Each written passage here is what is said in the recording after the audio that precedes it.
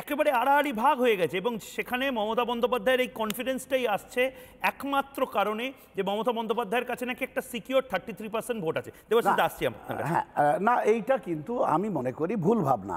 26-এর election দেখে নেবেন।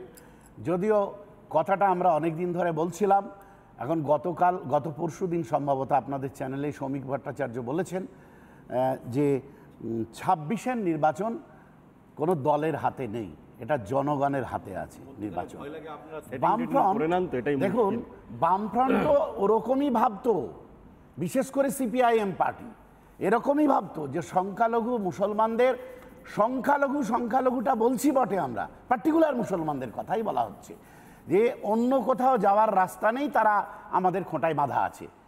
কিন্তু সাচার কমিশনের রিপোর্টের পরে আমরা দেখলাম যে সংখ্যালঘুরা পাশা উল্টে দিয়েছে। কাজে মমতা ব্যানার্জি এই যে কনফিডেন্স, যদি এই মুহূর্তে ওর এই কনফিডেন্স থাকে ওনার যে সংখ্যালঘুদের যাওয়ার কোনো রাস্তা নেই, তাই সংখ্যালঘুরা আমাকেই ভোট দেবে, ওই 33% নিয়ে আমি ভোটে নির্বাচনে প্রতিদ্বন্দ্বিতা করব, তাহলে আমি মনে করি উনি ভুল করছেন। কারণ সংখ্যালঘুদের ভাববার জায়গা আছে। মাস্টারমশাই কামাল হোসেন সাহেব একদম সঠিক বলেছেন।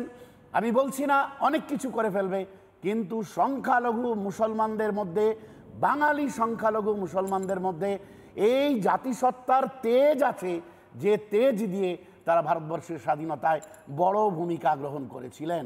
আর সেই তেজ তারা বামফ্রন্টের মতো একটা বটবৃক্ষকে ফেলে দিতেও পেরেছে, এবং এই মমতা ব্যানার্জির নেতৃত্বে যে বটবৃক্ষ তৈরি করার স্বপ্ন উনি দেখছেন, সেই স্বপ্নটাকেও ভেঙে দিতে পারবে।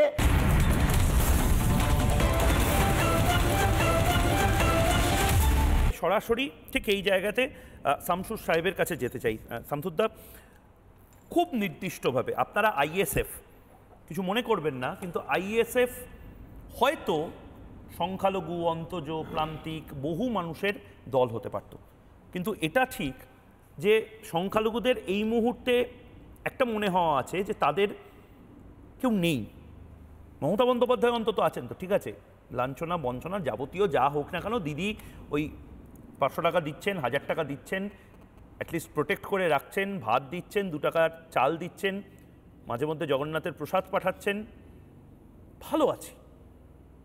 এই দৃষ্টিভঙ্গি থেকেই কি আসলে মমতা বন্দ্যোপাধ্যায়ের এই কনফিডেন্সটা আসছে, যেখানে তামান্নাদের ওই এমনি এমনি উড়িয়ে দেওয়া যায়, এমনি এমনি ধর্ষণ করা যায় বিভিন্ন অভয়াকে, এবং এমনি এমনি অনেক কিছু করে দেওয়া যায় যেগুলো আসলে সংখ্যালঘু বিরোধী, কিন্তু তারপরেও মমতা বন্দ্যোপাধ্যায়ের কনফিডেন্স আছে জিতবো তো আমি? দেখুন, আপনার যে কথা, সেই কথার সঙ্গে সাধারণভাবে বাংলার সমস্ত মুসলমানরা একমত হবে, কিন্তু ভোট দেওয়ার সময় তারা অন্য কিছু ভাবতে পারে। আমি কারণটা আমার যেটা মানসিকভাবে মনে হয়েছে আমি সেটা বলছি আপনাদের। মুসলমান সমাজের মধ্যে, বিশেষ করে বাঙালি মুসলমান সমাজের মধ্যে দীর্ঘদিন একটা প্র্যাকটিস চালু করা হয়েছে বা করানো হয়েছে, সেটা যে মুসলিম সমাজের সবচেয়ে ভুল এটা, যে রাজনীতিতে আমরা নেই। একটা চালের দাম বাড়া সেটা কিন্তু রাজনৈতিক সিদ্ধান্ত, ট্রেনের ভাড়া বাড়া রাজনৈতিক সিদ্ধান্ত। তাহলে সমস্ত সিদ্ধান্ত যেখানে রাজনীতিক, তাহলে সেখানে মুসলমান সমাজের মানুষ মনে করে যে রাজনীতিতে আমরা নেই, রাজনীতিতে আমরা নেই। তাহলে রাজনীতিতে যদি আমরা না থাকি, তাহলে ওই লেঠেল হয়ে থাকতে হবে। যদিও আপনি বললেন এই মাত্র যে দলটা, মানে আইএসএফ যে দলটা, সেই দলটা হতে পারত মুসলমানদের বা দলিত, অন্তজ ইত্যাদির সঙ্গে, আমরা চেষ্টাও চালাচ্ছি সেটা।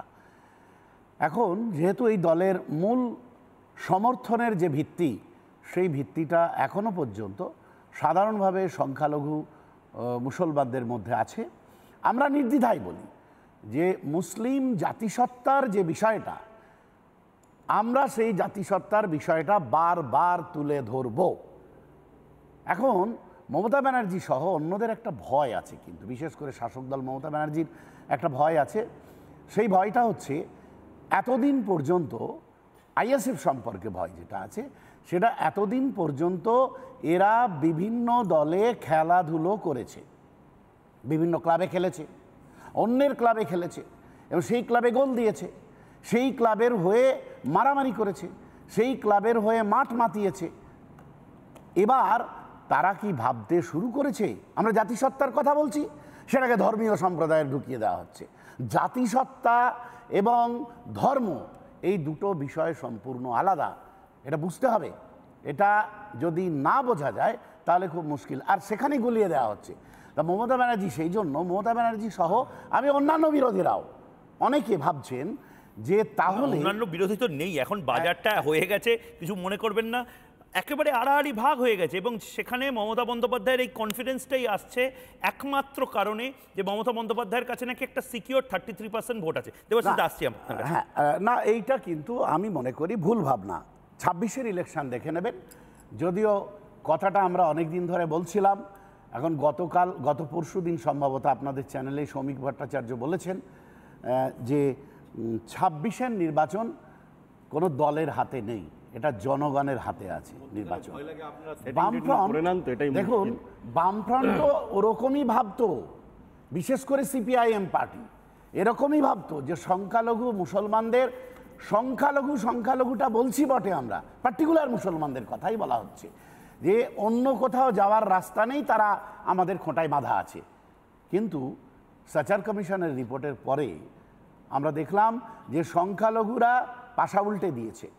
কাজে মমতা ব্যানার্জি এই যে কনফিডেন্স, যদি এই মুহূর্তে ওর এই কনফিডেন্স থাকে ওনার যে সংখ্যালঘুদের যাওয়ার কোনো রাস্তা নেই, তাই সংখ্যালঘুরা আমাকেই ভোট দেবে, ওই 33% নিয়ে আমি ভোটে নির্বাচনে প্রতিদ্বন্দ্বিতা করব, তাহলে আমি মনে করি উনি ভুল করছেন।